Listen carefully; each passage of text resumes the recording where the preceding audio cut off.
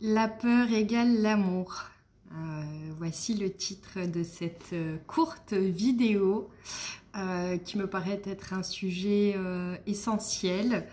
Et je le croyais plus ou moins anodin et je vois qu'il y a beaucoup d'interférences quant au fait de réaliser cette brève vidéo.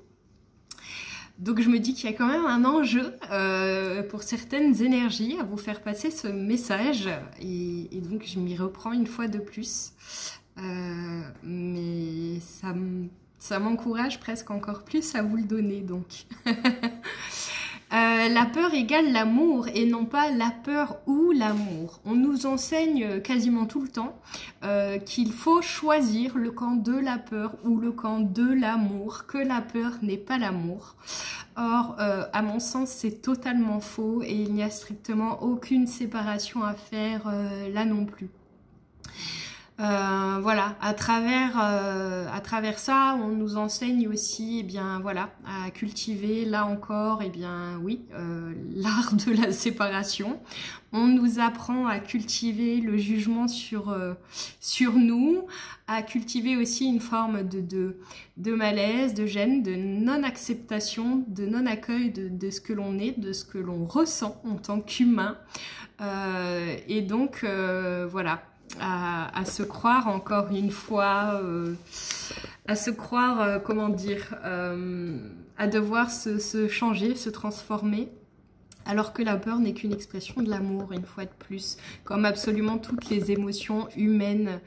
En tant qu'humain, on sera traversé absolument toute notre vie entière par des émotions, telles que la peur, la colère, l'envie, etc., etc. Ce qui ne veut pas dire que nous sommes la peur ou nous sommes la colère, mais il est bien naturel que ces émotions-là nous traversent par moments. Alors bien sûr, au fur et à mesure où on chemine vers nous-mêmes, eh bien, ces émotions-là perdent certainement en intensité. Elles sont aussi davantage au fur et à mesure du temps pour nous eh bien l'occasion de s'en saisir comme tremplin pour dépasser justement ces émotions-là et puis rebondir plus facilement vers ce qui nous appelle derrière ces émotions.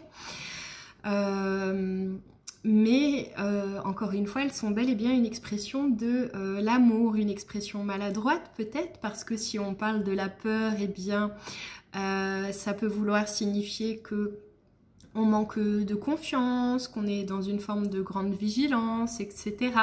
Mais ça ne veut pas dire qu'il n'y a pas d'amour derrière. Au contraire, j'insiste sur c'est une expression de l'amour. Donc encore une fois, cette émotion n'est surtout pas à bannir, plutôt à accueillir en nous pour qu'elle puisse eh bien, être ressentie, être traversée et laisser la place à autre chose derrière. Par contre, si on lutte avec cette peur, elle va en fait juste se renforcer et elle nous empêchera d'accéder à l'étape d'après, de prendre vraiment ces émotions comme la peur, plutôt comme une guidance, comme un élément qui veut nous montrer que, ok, il y a quelque chose pour toi à aller voir derrière, ne surtout pas s'arrêter à ces émotions-là, et ne surtout pas croire que si il y a une peur qui se présente, alors la vie nous dit non, c'est pas par là. Parfois c'est tout l'inverse. Parfois plus la peur est grande, plus la vie nous dit ben justement c'est de ce côté-là qu'il faut que tu regardes. Donc voilà, tout ça pour vous dire simplement cessez de vous juger, cessez de créer des séparations à l'intérieur de vous, accueillez-vous pleinement tel que vous êtes dans tout ce que vous ressentez. Alors ça ne veut pas dire évidemment, ne transformez pas mes propos, ça ne veut pas dire que je vous encourage à cultiver la peur, mais je vous encourage à ne plus séparer ça de la voix de l'amour en vous et à comprendre à quel point ce sont des expressions peut-être encore une fois maladroite, mais d'une part de vous-même en fait, et d'une volonté en vous d'aller voilà, d'aller voir encore une fois quel trésor se cache pour vous derrière la peur. Je vous embrasse, merci de m'avoir écouté et prenez soin de vous.